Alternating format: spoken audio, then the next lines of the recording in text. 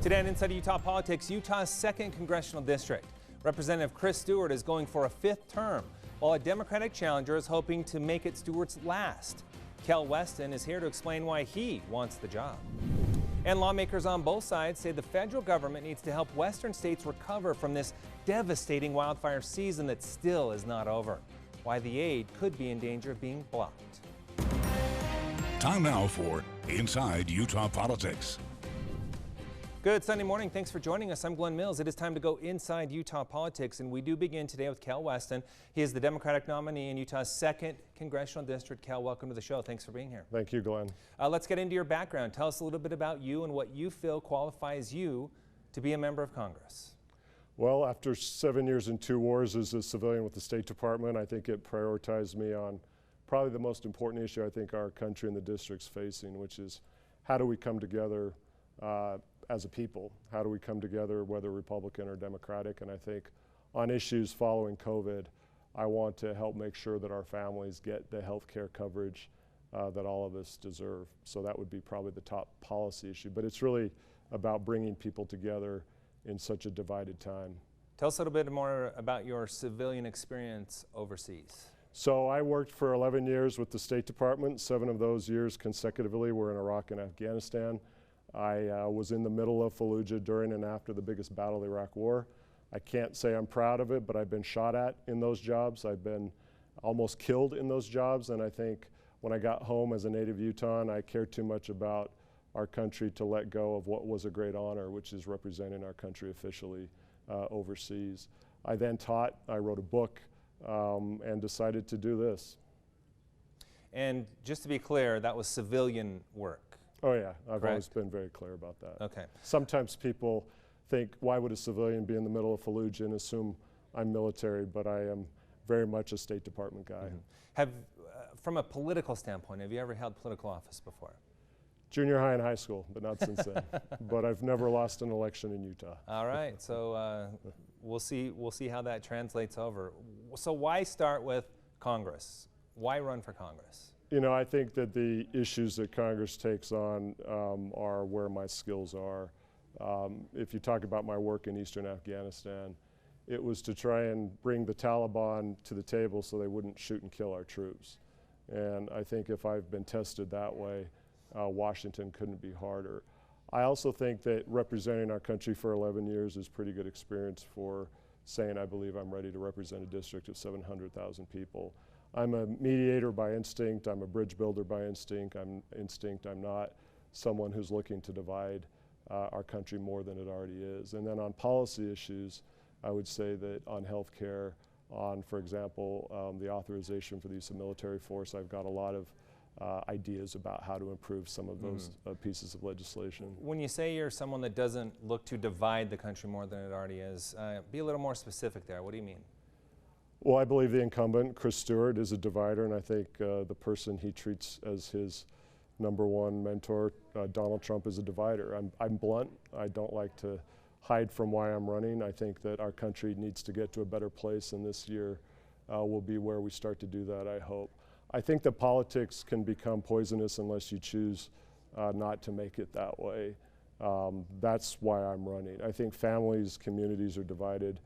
And on November 4th of this year, I sure hope we're all making decisions that are more olive branch than anything else. So do you think that Representative Stewart should not be supporting the president who is a member of his party? I like the Mitt Romney model. I'll put it that way. Okay. I think Mitt Romney has shown some moral courage and Chris Stewart has not. In Utah, though, on Super Tuesday, the Republican primary, we saw 88% of the Republican vote go for the president. So why should the representative from the 2nd District not support that as well? Well, the 2nd Congressional District includes a lot of Democrats and unaffiliated voters as well, for example, Salt Lake City. So I feel like there's big chunks of the 2nd Congressional District that are not represented. I also believe that title needs to be earned. I've spent 6 weeks putting 5,000 miles in a 17-year-old truck, going through a lot of little communities. And if I get asked about issues maybe that are more controversial, like guns, I usually like to move to, well, what about healthcare? What about issues that should bring us together? And I think Utah used to be a healthier state when we had true bipartisanship. We had Republicans and Democrats in government.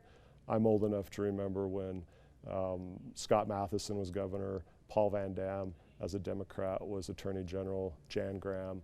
So I'm running to look out for the people who feel like they don't have a voice in government right now. Those days, I remember those days as well. They were a long time ago. We'll get to more of that in just a second, but let's get into some of the key issues. Healthcare, you brought it up. What's your stance on healthcare? Well, I'm living it. I left my cushy government job with a 6-figure income, and I'm now on the individual market. So like a lot of voters in the district, every September I get a letter from Select Health, and I've got 10 days to decide, do I keep that health care or do I give it up? I'm basically not anyone who's got stock in the stock market. I drive a 17-year-old truck. I think on healthcare, that's probably the issue where I'm most different from Mr. Stewart. He's voted over 40 times to take away the Affordable Care Act. And on mental health— So do you like the Affordable Care Act the way it is, or do you favor more of a universal type healthcare? We need to get to for all. How we get to for all is the legitimate debate. I would never advocate taking away private health insurance. So you see for all still being private market still being part of your for all plan. How you get to for all is the pie, how you cut it up. Yeah, economic recovery, very important to people all across the country, in Utah's 2nd Congressional District as well. What are your thoughts on economic recovery given what we have been through the last 6 months? Fortunately, Utah is doing better than other places, but I would say it's the rural areas that are being hit the hardest. So I think the bandwidth issue, the internet connectivity, was tested during COVID. And again, what COVID has shown is that our system hit people unequally. If you're a single mom working 2 jobs, you're going to pay a higher price when the market and the job situation is as bad as it is. Not everyone Zooms to work. I'm fortunate and I can do a lot of what I do on Zoom. So how do you get to a better place? I think the unemployment extension needs to go forward, whatever that level is. But the problem is there's been no agreement between the parties in Washington. So right now, everything's stuck. I think on the idea that if you lose your job, you lose your health care, we can do better as a country. We need to do better. Let's move on to social justice, a big issue right now across the country. What are your thoughts there? What does social justice mean to you? It means when we pledge allegiance to the flag, I sure hope we're an indivisible country, and when we say with liberty and justice for all, we mean for all. And we're not there yet. I think the Black Lives Matter movement is legitimate. I'm not anti-police. When we talk about how we allocate resources, I think there's some commonality there. I don't think police officers want to be charged with mental health crises, and we've seen some cases locally exactly in that category. So where we have conversations and listen to each other, we can find common ground, and I think locally in Salt Lake, we've seen some progress in that area. You mentioned your civilian service has put you in the middle of a war zone. Your thoughts on war and what the United States has been involved in? Oh, I wish we had a long time to talk about that. You know, and unfortunately, we only have about a minute. My State Department career changed a lot after 9/11. I was in the middle of Fallujah during the biggest battle of the Iraq War. I had a lot of Iraqi friends killed. I had a lot of Marine friends killed that I got to know. I had a lot of Afghan friends killed and hurt. Do you believe those were necessary wars? Iraq was not. I believe Iraq was an unnecessary war, and in fact, I wrote a whole book that talked about that. So again, but Afghanistan? We needed to start. Al-Qaeda had ties to eastern Afghanistan, and there needed to be an initial military operation. It was badly handled after the beginning, but I consider Iraq to be an unnecessary war. All right, we kind of mentioned this a little bit. You have to go 40 years back before a Democratic governor. You mentioned Jan Graham, that was in the 90s. You have an uphill battle here. How do you overcome that as a Democrat in Utah's 2nd Congressional District? We have about 30 seconds. You listen, and I've been listening a lot. You know, listening tours are what most politicians or wannabe politicians do, but in order to understand issues, you've got to be on the road a lot. And again, I've put in 5,000 miles over 5 weeks. And I'm also willing to say, hey, I think that solutions can come from both parties. I do not believe one party has all the answers. Where can our viewers learn more about you? Weston, W-E-S-T-O-N-F-O-R, Congress.com. All right, appreciate your time. Thanks so much for being here. Still to come, law and order or coronavirus response. Which is more important to Utah voters when it comes to the race for the White House? Coming up soon. Our panel debates that a little later. But first, House Democrats are turning up the heat on Senate Republicans to take up their police reform bill. The latest efforts after the break.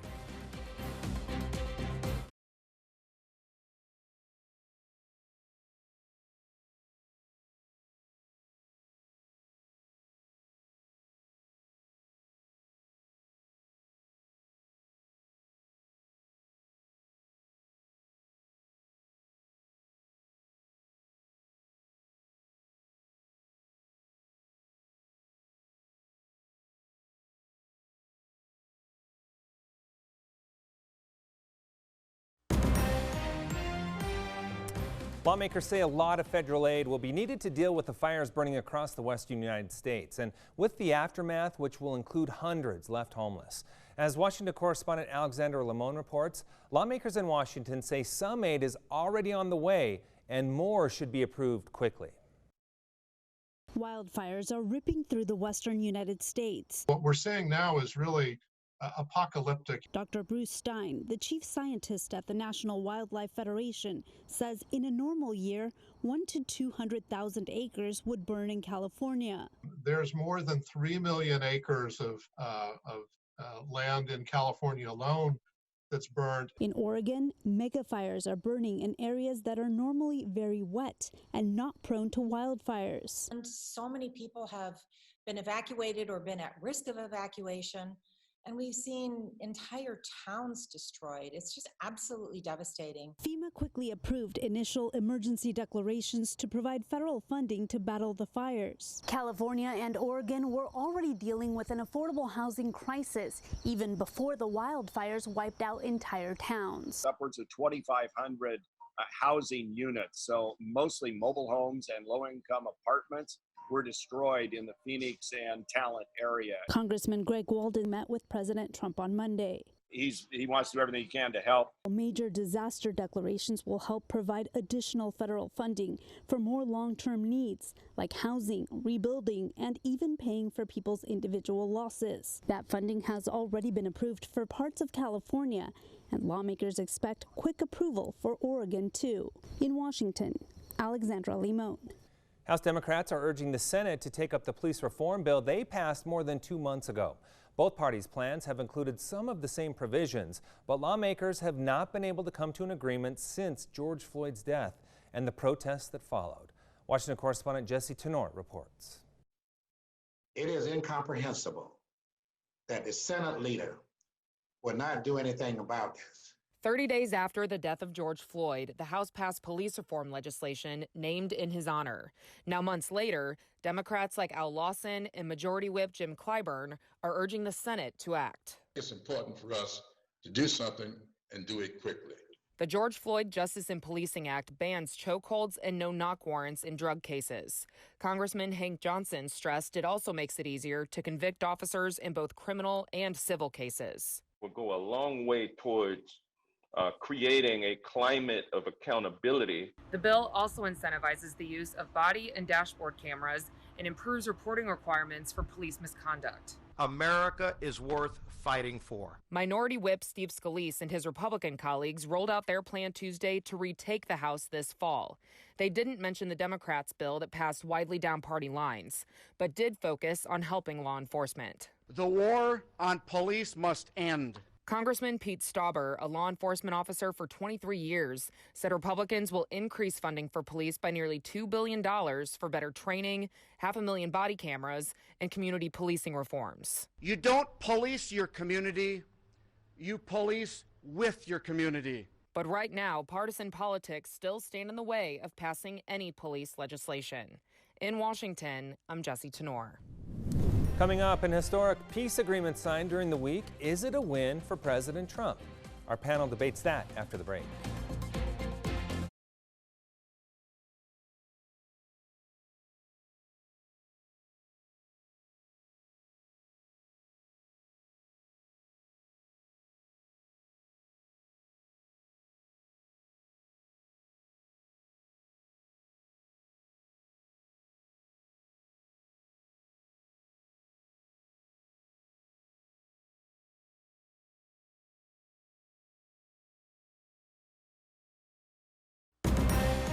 You're watching Inside Utah Politics. Time now to debate some of the big stories of the week with the Inside Utah Politics panel. This week we have State Representatives Carol Spackman-Moss and Corey Malloy. Glad to have both of you. Welcome. Thank you. Thanks, man. Thanks. Let's get right into one of the national narratives we're really seeing starting to develop. I talked about the panel to the panel a couple weeks ago, but I want to dig into it a little more. Law and order versus the coronavirus response. Which one is more important to Utah voters as we head toward November? Representative Malloy, let's start with you. Well, I think they're both very, very important. Law and order is very important for our society. We're a society based on laws. and obeying those laws. And we have a pandemic. And there's a lot of things going on in this world related to both.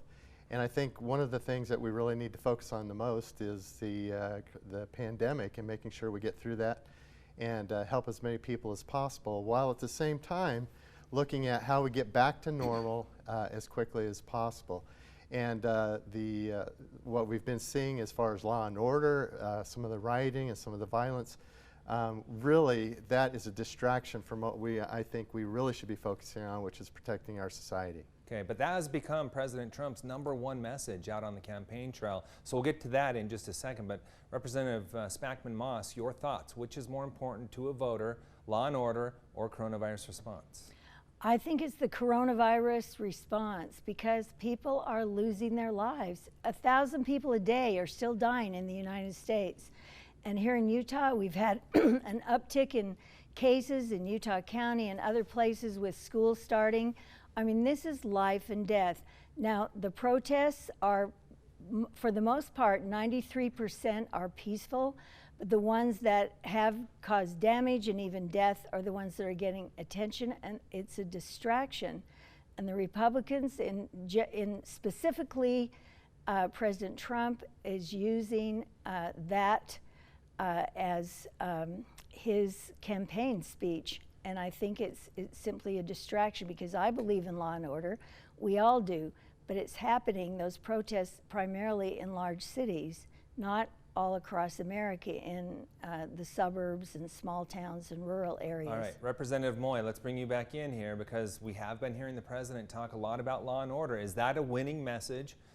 I believe you just said it was a distraction as well to the coronavirus response. Is that a winning message coming down the stretch? Well, I think law and order is very, very important. We are a society that is based on laws and order, and we need to have that to make the rest of our society work. So it's not if one's better or more important than the other. They're all important. But I think we need to make sure that we have our laws enforced and that people feel safe on their streets and where they live. And it is happening all across the country. It's happened right here in Utah. We've had some really unfortunate incidences where rioting and vandalism and violence has occurred here in our state. It's been worse in others, of course, but those are things that we need to fight against, and so that we can stay focused on the things that are important in our daily lives. Representative Spackman-Moss, President Trump is trying to tie that to Democratic-led cities. Are Democrats weak on law and order, and is he getting to the American people with that message? No, they're not weak. They just are the states and cities that happen to have Democratic governors. It's not as a result of that. I believe in peaceful protest. It's a constitutional right that we have.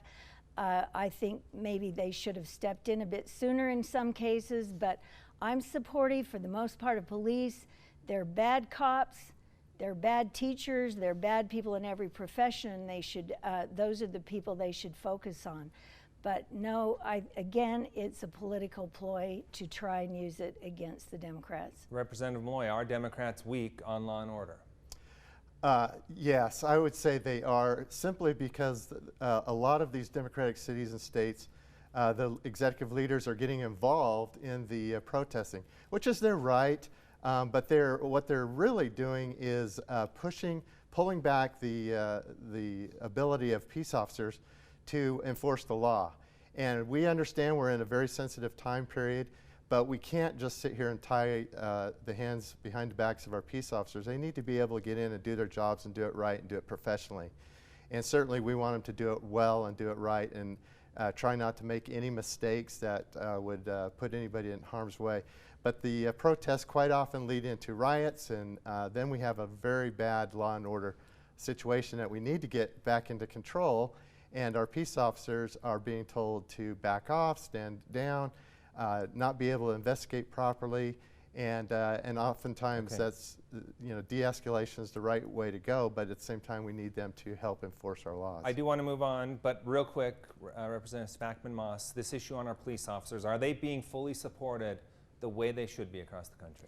No, I'm afraid that a lot of the protests, some of the protesters have done things and said things that have made cops completely demoralized. I've talked to some of our local police officers, and certainly the cities I represent, the police are very much supported and respected and admired by the community. So I know it'd be very hard to be a police officer now, because a lot of them feel like the public looks at them and thinks, oh, you're one of those who use unnecessary violence, and I don't think it's right. Okay, I want to get to Tuesday's historic signing of peace agreements between 3 Middle Eastern countries, that being Jerusalem, United Arab Emirates, and Bahrain. Representative Malloy, is that a win for President Trump as he moves closer to Election Day? I think it's a huge win. I think we haven't seen anything like this for many, many decades, where a sitting U.S. president has been able to bring two opposing sides or multiple opposing sides together to the peace table to bring peace to that area of the world. I think it's a great thing. I think it speaks very well of our president among many of the other things that he's done. And I think he's shown that he has a very strong foreign relations policy. He's been able to bring a lot of different people together that people would never think would be able to get put together with the United States. So I think it's a big win for the president. Representative Spackman-Moss, Speaker Pelosi talked about that ceremony, the signing ceremony, the public ceremony, and called it a distraction from the coronavirus response. Do you believe this was an overall win for the president? Well, he certainly considers it a win, and his supporters do, but it is in fact overrated. Those are not countries that are at odds in the same way that the Palestinians and the Israelis are. That would have been a true peace accord. The UAE and Bahrain, they have not been that far apart. And frankly, Netanyahu needed a win because he's in a precarious situation politically, and President Trump needs a win. So it was advantageous to the two of them. Who was sitting up on the front row at that signing? Of course, Netanyahu. So I'm a little suspect that it was overrated and done as political expediency. I'm happy they're coming together, but the real test is far from settled, and that's Palestine and Israel. Yeah, we will see how that plays out. Iran in the question there as well. Apparently, yes, there are more countries that could be coming on unsigned, so we'll see how that plays out. Real quick, 6 months of the coronavirus now. We are still in a state of emergency. To the two of you, my question is that excessive or necessary to still be in a state of emergency 6 months in? Representative Malloy, let's start with you. I think in the case of the coronavirus, it's very excessive. I think we've reached a point where we know how to manage the situation with our people. We know how the virus acts. We know what to look for for potential spikes. We know what to do, and we don't need to be in a continued state of emergency for this particular situation. We're actually under 3 states of emergency right now. One with the winds, the fires, and the coronavirus. But this one is way too long. Okay. We're going to have to stop there because we've got 30 seconds left, and I want to give Representative Spackman-Moss the final word. It's really important that we keep this state of emergency for several reasons. One, federal funds. We're able to get federal funds, FEMA funds. It's even paying for the National Guard to come out and help with fires and small business loans. I could name others, but these federal funds are accessible only if we're in a state of emergency. Okay. And that alone is beneficial for all Utahns. All right, we're going to have to end it on that note. Great conversation. Thanks to the two of you for being here. Thanks, Glenn. Stay with us. We'll be right back with more Inside Utah Politics right after the break.